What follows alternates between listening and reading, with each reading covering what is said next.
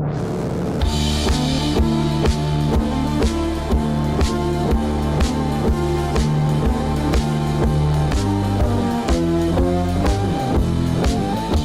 rôle de super gendarme du monde des États-Unis est l'utilisation du concept de hard power, donc la puissance et la force brute.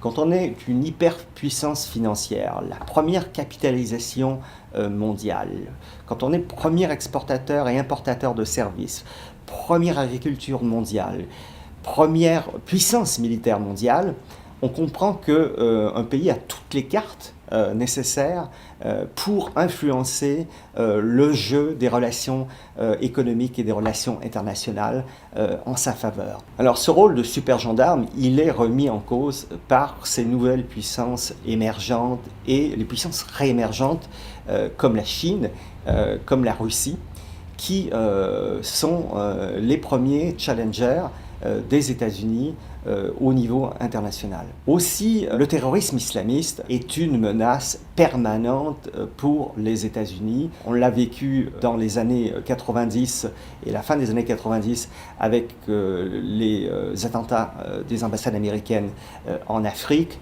En 2001, ça a été septembre, le 11 septembre à New York, qui était un véritable choc. Là, directement, les États-Unis ont été frappés dans leur cœur économique. Après le 11 septembre 2001, on a assisté à une espèce d'enlisement de la puissance militaire américaine en Afghanistan et plus tard en 2003 en Irak.